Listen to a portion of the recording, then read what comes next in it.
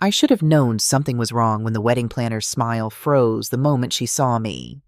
It was one of those smiles that people wear when they're not quite sure where you fit. Polite, professional, but with a flicker of uncertainty behind it. She held her clipboard like a shield, her perfectly manicured nails tapping against the board as she scanned the guest list. "You must be Mrs. Campbell," she said, her voice pitched just a little too high. "Bradley's mother." The pause before mother felt deliberate, like she'd started to say something else and changed her mind. "Yes," I said, trying to match her brightness. "Anne Campbell. I'm so excited to be here." I was excited. I'd been looking forward to this day for months. My son was getting married at the Evergreen Estate, one of Denver's most beautiful venues. Stone fountains, manicured gardens that rolled out toward the Rocky Mountains, everything polished to a shine that smelled faintly of roses and money. I'd chosen my outfit carefully, a simple navy dress that hit just below the knee, my pearl necklace, and the soft gray shawl David had given me for our 30th anniversary. The shawl still smelled faintly of his cologne, even after 5 years. I'd told myself it said respectable mother of the groom. Now, standing in that grand entrance hall with its vaulted ceilings and crystal chandeliers, I wondered if it just said outdated. "Let me check on your seating," the planner, her name tag read Jessica, said, her finger tracing down the list. Her expression shifted almost imperceptibly. The seating arrangement is quite complicated today." Complicated. That word always means you're not going to like what comes next. I clutched my purse tighter. Inside was the wedding gift I'd spent 3 months creating, a handmade album filled with photos of Bradley growing up, each one captioned with stories written in my careful handwriting. I'd stayed up until 2 in the morning getting it just right, making sure every memory was preserved. "I'll get someone to show you to your seat shortly," Jessica said, already turning away. "Make yourself comfortable." Comfortable. I looked around at the gathering crowd. Women in designer gowns, men in custom suits, everyone holding champagne flutes and laughing at jokes I couldn't hear. I recognized a few faces, Bradley's college friends, some co-workers from his marketing firm. None of them noticed me standing there. Then I saw her, Catherine Sterling, Tori's mother. She stood at the center of a cluster of women, all perfectly coiffed and dripping with subtle wealth. The kind of wealth that doesn't announce itself but somehow makes everyone else feel poor. Catherine wore a silver silk suit that probably cost more than my monthly pension. Her hair, iron gray and perfectly styled, caught the light as she gestured while telling some story that had her audience chuckling politely. Our eyes met across the foyer. For just a moment, something flickered in her expression. Recognition, assessment, dismissal. Then she smiled, that same tight smile Jessica had given me. "Eleanor," she said, gliding over. She'd gotten my name wrong at the engagement party, too. I hadn't corrected her then. I didn't correct her now. "It's Anne, actually," I said softly. "Anne Campbell." "Of course, Anne." She didn't apologize. "Bradley mentioned you might make it." Might make it. As if attending my only son's wedding was optional. As if I might have had something better to do. "I wouldn't miss it for the world," I said, and I meant it. Even standing there, feeling like a piece of furniture someone had forgotten to move, I meant it. Catherine's smile never reached her eyes. "Well, we're so glad you could be here. It's going to be a beautiful ceremony." She leaned in slightly, her perfume, something French and expensive, washing over me. "Tori has been working on this for months. Every detail has to be perfect." Every detail. I wondered where I fit into those details. Before I could respond, one of Catherine's friends called her name, and she turned away with a little wave, already moving back to her circle. I stood there for a moment, clutching my purse, feeling suddenly very alone in a room full of people. That's when I saw Bradley, my son, my boy. Except he wasn't a boy anymore, was he? At 35, in his perfectly tailored gray tuxedo, he looked like someone from a magazine. Confident, successful, polished. His dark hair was styled just so, and when he laughed at something one of his groomsmen said, his whole face lit up. I lifted my hand to wave, my heart lifting with a mother's instinct. That's my son. The one I stayed up with when he had nightmares. The one who used to make me breakfast on Mother's Day even though he always burned the toast. Bradley's eyes swept across the room and landed on me. For a fraction of a second, less than a heartbeat, our gazes locked. I saw recognition there. I saw him see me. And then his eyes slid away, as smoothly as if they'd never stopped at all. It hit harder than any words could have. That casual dismissal, that practiced glance and look away, like I was a stranger who'd waved by mistake, and he was too polite to acknowledge the error. "Mrs. Campbell?" I turned to find a young woman with a headset standing beside me. She couldn't have been more than 25, pretty in that effortless way young people are. "Yes?" She checked her clipboard. Everyone had a clipboard today. "I'll show you to your seat now. The ceremony will be starting in about 20 minutes. "Of course," I said, following her. "I assume I'm somewhere near the front, with family?" The pause was so slight I almost missed it. "You're in row J," she said, not quite meeting my eyes. "That's toward the back, right behind the photographer's section." "The back?" The word came out before I could stop it. "I'm the groom's mother." "Yes, ma'am." Her smile was apologetic, but firm. "The front rows are reserved for immediate family and VIP guests. I'm so sorry about the confusion." Immediate family. The phrase felt like a slap. I wanted to laugh. I wanted to cry. I wanted to ask her exactly how I could be the mother of the groom and not be considered immediate family.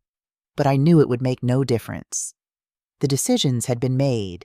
The clipboard had been consulted. I had been assigned to row J. I followed her through the rows of white chairs, past faces I didn't recognize. Tori's co-workers, Bradley's golf buddies, friends from their shared life. A life I'd somehow been excluded from. Every step took me further back, further away, until I felt like I was disappearing in slow motion. When we reached row J, I saw it. A simple wooden chair, partially hidden behind an enormous arrangement of white roses and hydrangeas. The photographer's equipment was set up directly in front of me, creating another barrier between me and the ceremony. "Here you are," the young woman said brightly. "The ceremony will start soon. Enjoy." I sat down carefully, the flower petals brushing against my shoulder. From here, the altar looked tiny, distant. The front rows, where Catherine Sterling and her family sat in elegant comfort, might as well have been a different country. I placed my purse in my lap and folded my hands over it, nails pressing into my palms until I felt the sting. "Don't cry," I told myself. "Not here, not now." The photographer beside me adjusted his tripod, completely unaware I was there. His assistant walked past, stepping around my feet without a glance. I was part of the decor. Another flower arrangement, something to be stepped around and ignored. I remembered Bradley at 10 years old, refusing to participate in his school's spring concert because he didn't want me sitting alone in the audience. "You'll be up there with me," he'd insisted, and I had been. We'd sung together, both of us off-key, both of us laughing. When had that changed? When had I become someone he couldn't stand beside? The seats around me began to fill. A couple in their 60s sat 2 chairs over, whispering to each other. They glanced at me once, briefly, then returned to their private conversation. Behind me, I heard fragments of other conversations. "Gorgeous venue." "Tori's dress is supposed to be stunning." "Who's the woman in the back? Is she with catering?" "I think she's his mother." "Really? Then why is she—" The voices trailed off into whispers I couldn't quite hear. I didn't need to. I could fill in the blanks myself. The string quartet began to play and everyone stood. I stood too, though from my position I could barely see over the shoulders of the people in front of me. The photographer moved to get a better angle, his camera blocking what little view I had left. Then the music swelled and Tori appeared at the far end of the aisle. Even from a distance, she was breathtaking. Her dress was a cascade of French lace and silk, her veil so long it required 2 bridesmaids to carry it. Diamonds glittered at her throat and ears, catching the late afternoon light that streamed through the garden's glass ceiling. She looked like everything Bradley had ever wanted. Sophisticated, beautiful, perfect. Catherine Sterling dabbed at her eyes with an embroidered handkerchief, her face radiant with pride. Richard Sterling, Tori's father, walked beside his daughter with the bearing of a man used to being important. When they reached the altar and Tori's father placed her hand in Bradley's, I tried to feel happy. I tried to focus on my son's face, on the joy there, on this moment I'd imagined since he was born. But all I could feel was this quiet ache spreading through my chest, humming instead of shouting, persistent instead of sharp. The officiant began to speak about love and commitment, about two families joining together. I wondered which two families he meant, since only one seemed to be represented at the altar. Do you, Bradley James Campbell, take Victoria Catherine Sterling? I watched my son promise his life to someone else, and I was happy for him. I truly was. But I was also heartbroken for myself, for the realization that I'd already been erased from his life, and this was just the ceremony making it official. When the officiant asked if anyone objected, there was a ripple of laughter through the crowd, that nervous laughter people make at the awkwardness of tradition. I didn't laugh. For one wild second, I actually considered standing up, not to object to the marriage, but to object to my invisibility, to say, I'm here. I raised him. I matter. But I sat silent, like I'd been sitting silent for years now, and the moment passed. Catherine Sterling glanced back once during the vows, her eyes finding me almost accidentally. When she saw me there in row J, hidden behind flowers and equipment, something that might have been satisfaction crossed her face before she turned back to the ceremony. You may kiss the bride. Everyone cheered. The photographer snapped photos, his camera blocking my view entirely now. When he finally moved, Bradley and Tori were already walking back down the aisle, their faces glowing with happiness, neither of them looking toward row J. I clapped politely, my applause lost in the roar of celebration around me. The couple in front of me stood and began filing out. The photographer packed up his equipment, his assistant coiling cables and collecting bags. I remained seated, pretending to check my phone so I wouldn't have to meet anyone's eyes, so I wouldn't have to explain why the mother of the groom was sitting in the last row, alone, like an afterthought. The garden slowly emptied. The string quartet played something cheerful and forgettable. Somewhere beyond the flowers, I could hear Catherine Sterling's voice rising above the others. Absolutely stunning. My daughter has never looked more beautiful. My daughter, not our children, not the happy couple, her daughter, her achievement, her moment. When the last guest had filed out and even the musicians had begun to pack away their instruments, I finally stood. My knees were stiff from sitting too long, and my heart felt like something heavy and bruised. I walked slowly toward the cocktail hour, following the sound of champagne corks popping and laughter floating on the Colorado breeze. I told myself this day would get better, that once the formality was over, once people relaxed and started celebrating, someone would notice I was there. But as I stepped through the garden path toward the reception area, watching clusters of guests I didn't know laughing at jokes I couldn't hear, I had the sinking feeling that the worst was yet to come. And I was right. The cocktail hour was held on the terrace, where the evening sun painted the Rocky Mountains in shades of gold and purple. Round tables draped in white linen dotted the space, each one topped with arrangements of white roses and eucalyptus. Waiters in black vests circulated with trays of champagne and hors d'oeuvres that looked too perfect to eat. I stood near the stone balustrade, holding a glass of water I didn't remember accepting, watching the celebration unfold around me like a movie I wasn't part of. Bradley and Tori were across the terrace, surrounded by well-wishers, their laughter carrying on the breeze. Catherine Sterling held court near the fountain, her silver suit catching the light as she gestured animatedly to her circle of friends. No one approached me. A few guests glanced my way, then quickly looked elsewhere, as if making eye contact might obligate them to conversation.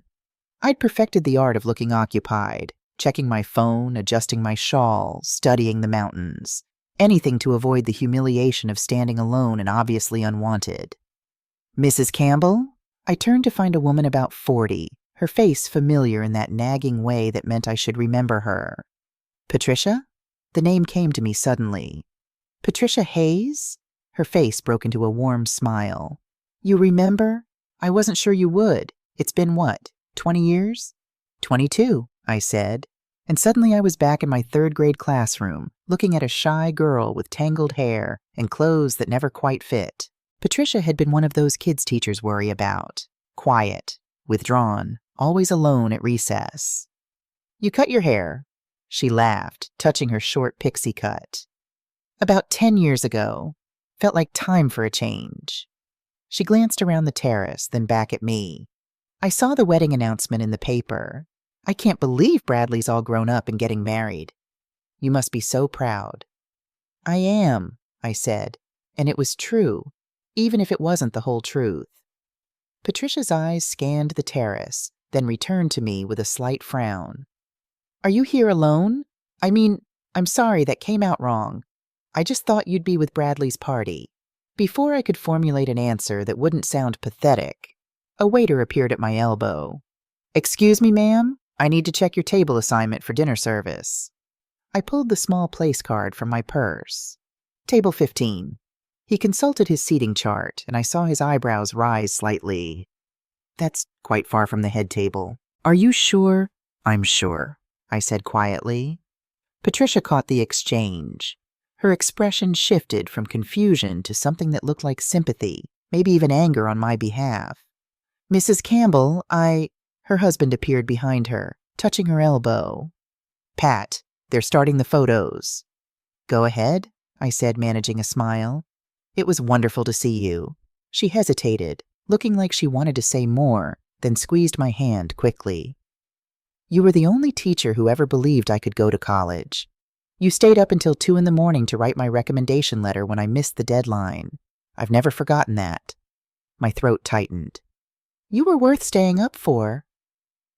After she left, I stood there holding my water glass, blinking back tears. I'd taught hundreds of students over 30 years. I'd written countless recommendation letters, stayed late for parent conferences, spent my own money on supplies.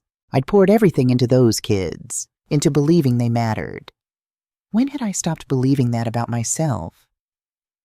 This seat taken? The voice was warm, cultured, with a hint of something familiar I couldn't quite place. I looked up to find a man standing beside the empty chair at my small cocktail table, the table where I'd retreated to avoid standing alone. He was tall, 60 or so, with silver hair perfectly combed and eyes that were a striking shade of blue. His gray suit was impeccably tailored, and he carried himself with the easy confidence of someone comfortable in any setting. He looked like he belonged here far more than I did. No, I said. Please. He sat down, set his champagne glass on the table, and extended his hand. Robert Mitchell. Most people call me Rob. Ann Campbell. His handshake was firm, warm. I'm Bradley's mother. Ah. Something flickered in his expression. Understanding, maybe, or sympathy. The groom's mother. It's a beautiful ceremony. It is, I agreed, because what else could I say? He glanced around the terrace, then back at me. May I be honest with you, Anne? The use of my first name felt simultaneously presumptuous and comforting. Of course. I've been to a lot of weddings, and I've never seen the groom's mother sitting alone at a cocktail table 20 feet from the celebration. His voice was gentle, but there was steel underneath. Interesting choice. I felt my face flush. The seating arrangements were complicated. I'm sure they were. He picked up his champagne, took a sip, then set it down with deliberate care. You know what I think is complicated? Families who forget that love isn't measured by bank accounts or social connections. I looked at him sharply. You don't know anything about my family. You're right, I don't. He leaned back in his chair, his blue eyes studying me with an intensity that should have felt invasive but somehow didn't. But I know what it looks like when someone's been made to feel invisible. And I know it shouldn't happen to anyone, least of all at her own son's wedding. Something in my chest cracked open. Maybe it was his directness. Maybe it was the fact that he'd seen what everyone else had been pretending not to notice. Maybe it was just that I was so tired of being polite, of making excuses, of shrinking myself to fit into spaces that were never meant for me. I was seated in row J, I heard myself say, behind the photographers. I couldn't see the ceremony. My own son got married, and I couldn't see. Rob's jaw tightened. That's not an accident. No, I said softly. I don't suppose it is. Music drifted across the terrace. The string quartet had moved to a small stage near the dance floor. Bradley and Tori were taking their first dance, swaying to something classical and romantic. Everyone watched, champagne glasses raised, faces soft with sentiment.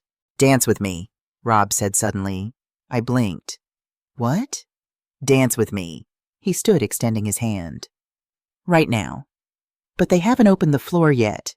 It's just for the couple. Exactly. His hand remained outstretched, steady. Which is why we should be the first to join them. I can't just... People will see you, he finished. They'll see Anne Campbell, mother of the groom, dancing at her son's wedding. They'll see you exist. They'll see you matter. My heart hammered in my chest.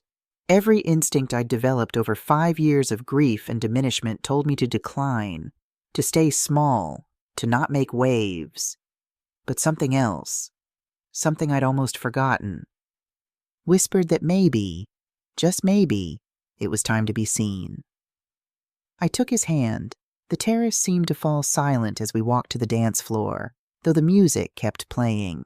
I felt eyes turning, felt the weight of attention I'd been denied all day suddenly focusing on me like a spotlight. My hand trembled in Rob's as we reached the edge of the floor, just as Bradley and Tori completed their first turn. Bradley's eyes found mine. For a heartbeat, I saw shock there. Then something that might have been embarrassment or anger, I couldn't tell which. Rob pulled me gently into dance position, one hand at my waist, the other holding mine. Eyes on me, he murmured, just as he had promised. Not them, and I danced. Rob led with the easy confidence of someone who'd learned proper ballroom dancing, not just wedding shuffle. He moved me across the floor with gentle pressure, anticipating my steps, making me look far more graceful than I felt. My body remembered something I'd almost forgotten. David and I had taken dance lessons before our wedding 35 years ago. We'd practiced in our tiny living room, laughing when we stepped on each other's toes. You're doing beautifully, Rob said. I'm terrified, I admitted. Good. Fear means you're alive, means you're taking up space. He spun me gently and I caught a glimpse of the crowd. People were definitely watching now. Catherine Sterling had stopped mid-conversation, her champagne glass frozen halfway to her lips. Tori's bridesmaids were whispering behind their hands. Who are you? I asked as we swayed. Really? Rob's smile was mysterious. Someone who understands what it's like to be dismissed by people who should know better. The song ended and light applause rippled across the terrace. Whether for us or the couple, I couldn't tell. Rob released me slowly, but kept my hand in his as we walked back toward the edge of the floor. Mrs. Campbell. I turned to find Bradley standing there, Tori beside him. My son's expression was tight, controlled. Tori's smile didn't reach her eyes. I didn't realize you knew anyone here, Bradley said, his gaze flickering to Rob. I didn't, I replied, surprised by the steadiness in my voice. Until today. Bradley's jaw worked. This is unexpected. Is it? Rob's tone was pleasant, but there was an edge to it. Seems to me a mother dancing at her son's wedding is the least unexpected thing in the world. Tori's hand tightened on Bradley's arm. We should get back to the receiving line, she said, her voice cool. People are waiting. As they walked away, I saw Bradley glance back once, his expression unreadable. That went well, Rob said dryly. I laughed, actually laughed, and it felt like breaking through ice. You're terrible. I prefer honest. He guided me back to our table, where he'd apparently claimed the seat beside mine. Though I have been called terrible before. A waiter appeared with fresh champagne. Rob took 2 glasses, handing me one. To being seen, he said, raising his glass. I touched my glass to his. To being seen. The champagne was cold and crisp, and as I drank, I noticed something had shifted. Other guests were looking at me now, not with pity or confusion, but with curiosity. An older couple smiled and nodded as they passed. One of Tori's aunts actually came over to introduce herself, asking where I'd learned to dance so elegantly. "Your friend is quite the dancer," she said, glancing at Rob appreciatively. "He is," I agreed, and for the first time all day, I didn't feel like I had to apologize for existing. As the evening wore on, Rob and I talked. He asked about my teaching career, about the students I'd helped over the years. I found myself telling him about Patricia, about the dozens of kids like her who just needed one person to believe in them. "That's a beautiful legacy," Rob said. "Probably worth more than all the money in the Sterling bank accounts combined." "Try telling that to Catherine," I said before I could stop myself. Rob's expression darkened slightly. "People like Catherine measure worth in dollars and social connections. They don't understand that the best things in life can't be bought or sold." There was something in his voice, a weight of experience, of old pain, that made me look at him more closely. "You sound like you're speaking from experience." "I am." He paused, seeming to consider something. "I grew up with money, Anne. More than enough to make me miserable. My family had expectations about who I should be, who I should marry, what my life should look like." "Did you meet their expectations?" His smile was sad. "I tried. For a long time I tried. But some things matter more than family approval." Before I could ask what he meant, a commotion near the wedding party drew our attention. The photographer was setting up for family photos. I watched as Catherine gathered everyone, Tori's siblings, her grandparents, aunts and uncles, all arranged in careful order around the bride and groom. "Okay, immediate family," the photographer called. "Let's make this quick while we have the light." I started to stand, then hesitated. Was I immediate family? The seating arrangement suggested otherwise, but surely for the photos. "Perfect. Beautiful." The camera flashed. "Now let's do one with just parents and the couple." Catherine and Richard stepped forward. Bradley and Tori repositioned themselves. The photographer looked around. "Where's the groom's mother?" My heart leaped. I stood smoothing my dress. Catherine's voice carried clearly across the terrace. "She's not feeling well. She had to step away for a moment." The photographer shrugged. "Okay, we'll do this combination then. Everyone smile." I stood there frozen as the camera flashed once, twice, 3 times. Not feeling well. She'd lied. She'd looked right at me, seen me standing there, and lied. Rob's hand found my elbow. "Come with me," he said quietly. I let him lead me away from the terrace, through the garden, until we reached a quiet overlook where the noise of the reception faded to a distant hum. The mountains stretched before us, the sunset painting them in impossible colors. "I'm sorry you had to see that," I managed, my voice tight. "I'm not." Rob turned to face me. "Because now you see it too. Really see it." "See what?" "That this isn't about you not being good enough. This is about them choosing to make you invisible." His voice was fierce. "And you don't have to accept that." Tears finally came, hot and angry. "He's my son. I raised him. I loved him. I sacrificed everything for him." "I know." Rob's hand was gentle on my shoulder. "And he should honor that. But Anne, you can't make people see you if they've decided not to look." I wiped my eyes with the back of my hand, then laughed bitterly. "I don't even have a tissue." Rob pulled a handkerchief from his pocket. Actual cloth, monogrammed with the letters RM. I took it, dabbing at my eyes. "You can keep it," he said. "It's too nice. Keep it, as a reminder." "Of what?" He was quiet for a moment, looking out at the mountains. When he spoke again, his voice was softer. "Anne, can I ask you something? Do you remember the summer of 1983? The question was so unexpected that I stopped crying. 1983? That was a long time ago. At Lake Dillon, there was a community center. You worked there, teaching swimming lessons to kids. My heart stopped. "How do you know that?" Rob turned to face me fully, and in the fading light, I saw something in his eyes that made my breath catch. "Because I was there too. I was 20, home from college, volunteering as a lifeguard because my father thought it would look good on my resume." The world tilted. "No, that's not. You can't be." He pulled something from his wallet. A photograph, faded and creased. In it, a younger version of me sat by the lake, laughing at something off camera. Next to me was a boy with dark hair and blue eyes. Blue eyes that were looking at me now, 42 years older but still unmistakably the same. "Robbie?" I whispered. "You were Robbie." "I was." His voice was rough with emotion. "I am." And suddenly, everything shifted again. "Robbie?" The name felt strange on my tongue after so many years. I stared at the photograph, at my 18-year-old self, frozen in a moment I'd tried so hard to forget. My hair had been longer then, sun-streaked from hours at the lake. I remembered that day, remembered laughing at something he'd said about the mountains looking like sleeping giants. "I wrote you letters," Robbie said quietly. "Every week for 3 years. Did you get any of them?" "No." The word came out broken. "I never got any letters." His jaw tightened. "I thought as much. When you never replied, I told myself maybe I'd misread things.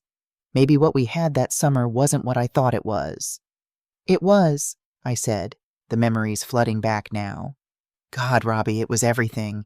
We'd met at the lake in June. I was working at the community center, teaching kids to swim, trying to save money for college. He was the lifeguard, tall, funny, with eyes that made me forget how to breathe. We'd spent the whole summer together, talking until sunrise, dreaming about futures we thought we'd share.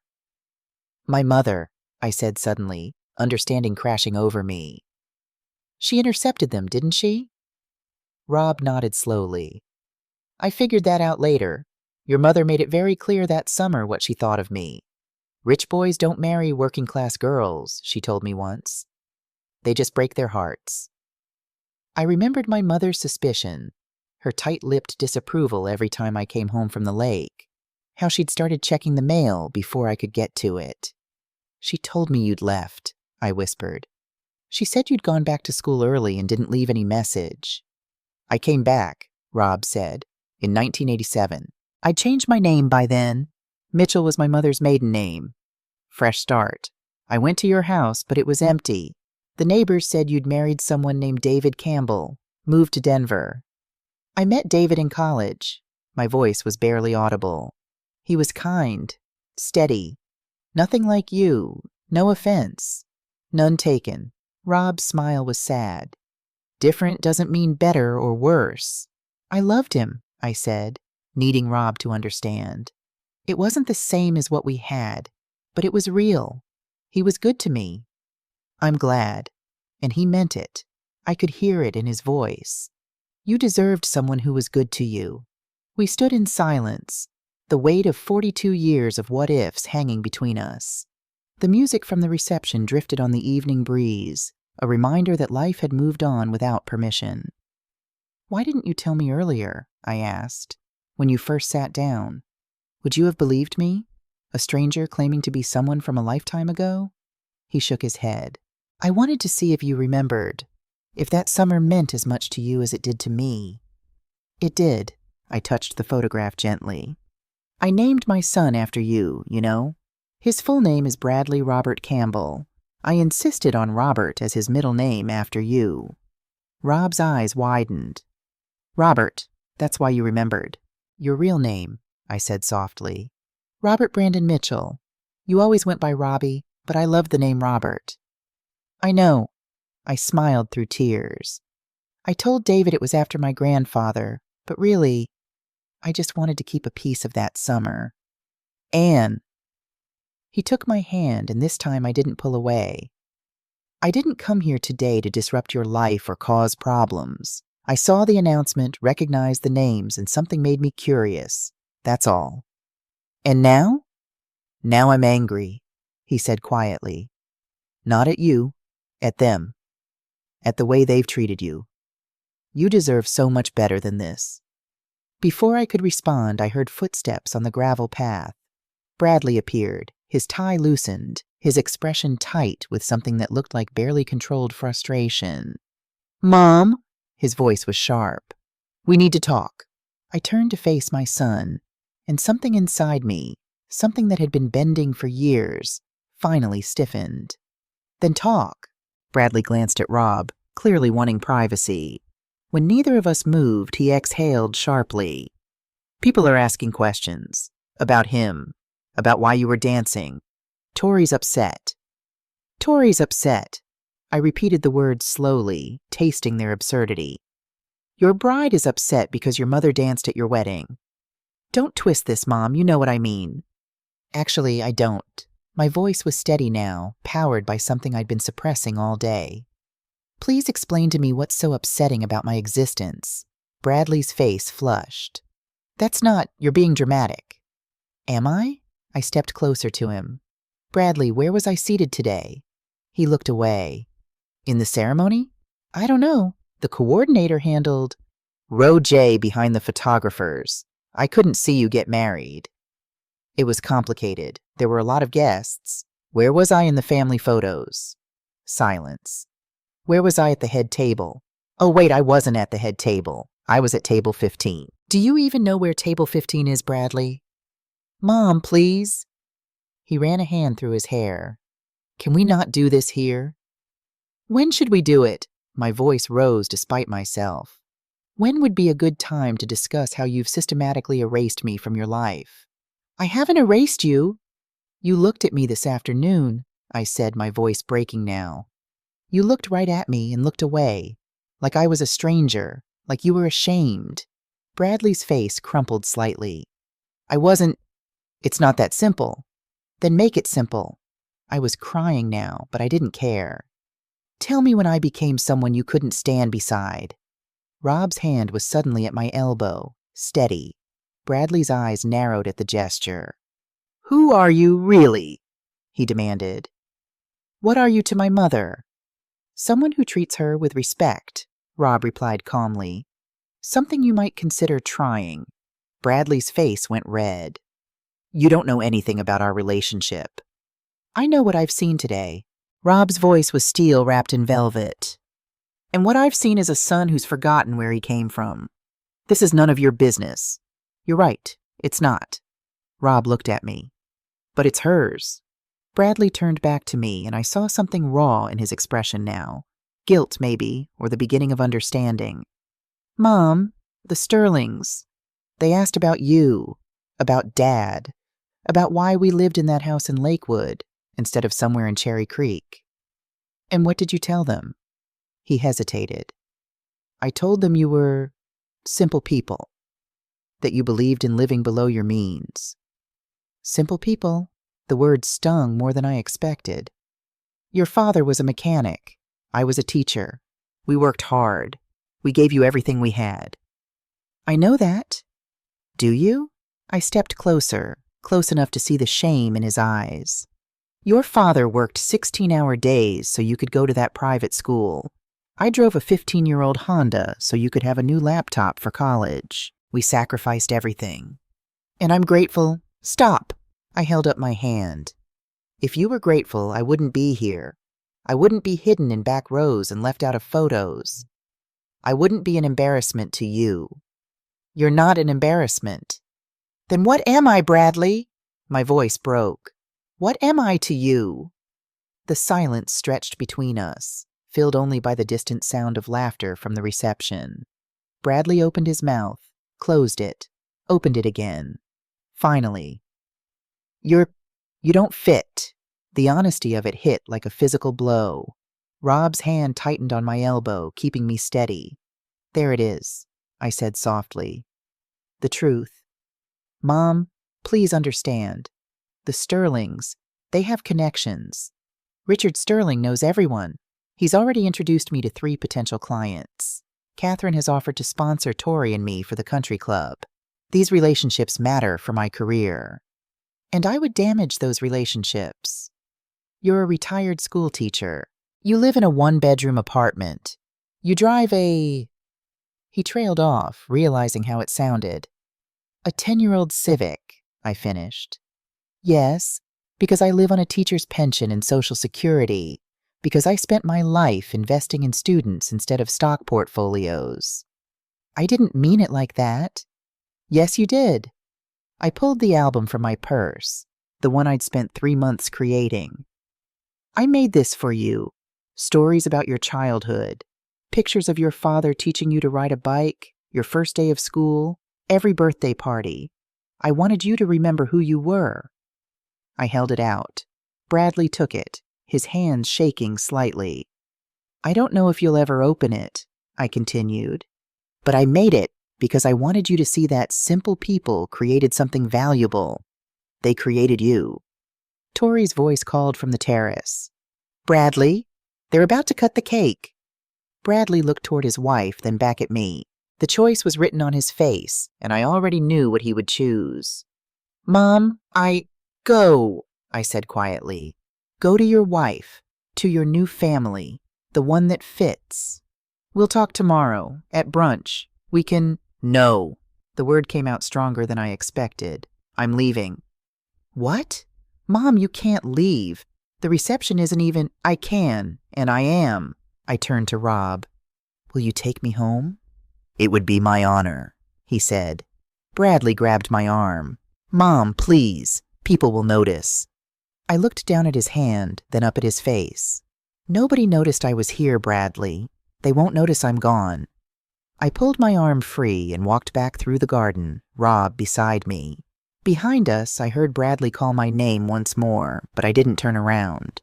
For the first time in 5 years, maybe longer, I kept walking.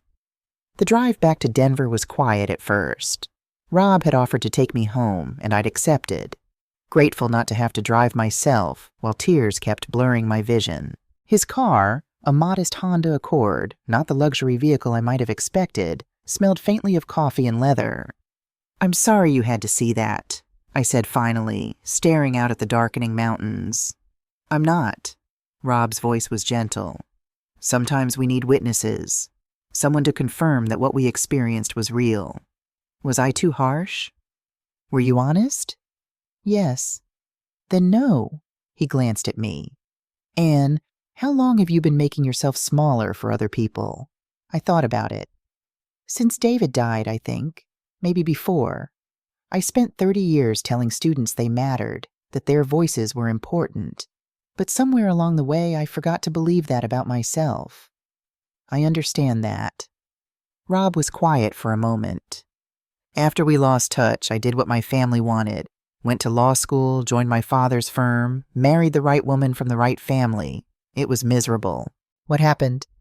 I woke up one day at 45 and realized I'd spent 25 years living someone else's life. He smiled sadly. Divorced, left the firm, started over. It was terrifying and wonderful. Do you regret it? Not for a second. He pulled up in front of my building, a modest complex in a quiet neighborhood. The only thing I regret is not doing it sooner.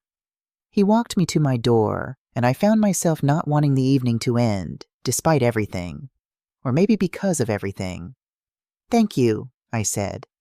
For today, for seeing me when everyone else was looking away.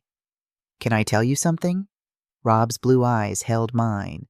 That girl at the lake, the one who taught kids to swim and dreamed of changing the world. She's still in there. I saw her tonight. She feels very far away. Then let's find her again. He pulled out his phone. Can I have your number? I'd like to take you to coffee, or dinner, or just anywhere that isn't a wedding. I laughed to spite myself and gave him my number. He called it immediately, making my phone ring. Now you have mine too, he said. Use it. Anytime. After he left, I sat in my quiet apartment, still wearing my navy dress, still holding the handkerchief with his initials. My phone buzzed with messages, 7 from Bradley, 2 from numbers I didn't recognize. I didn't read them. Not yet. Instead, I made tea, wrapped David's shawl around my shoulders, and sat by the window. The Denver skyline glittered in the darkness, and for the first time in years, I felt something other than invisible. I felt alive. My phone buzzed again. This time it was Rob. Coffee tomorrow? I have something I want to show you. I typed back. It's a date. Then I set the phone down and smiled into the darkness.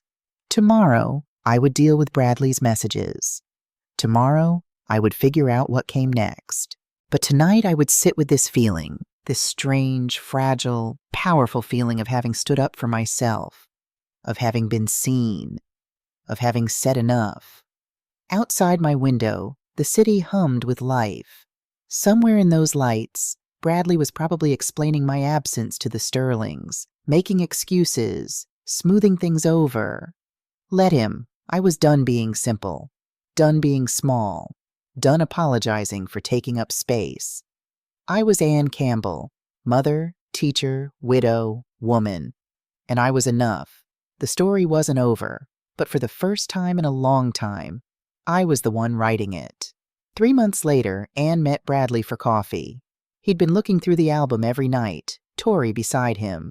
They were beginning to understand what they'd almost lost. The relationship was still fragile, still healing, but it was honest now, built on truth instead of pretense. Rob and Anne saw each other twice a week, sometimes more. They weren't recapturing what they'd had at 18. They were building something new, something better. Two people who'd both learned that being seen is a gift, not a given. And Anne? She started volunteering at the community center again, teaching adults to read. She cut her hair, bought herself a new dress, and stopped apologizing for existing. She was no longer the woman in row J. She was just Anne. And that was more than enough.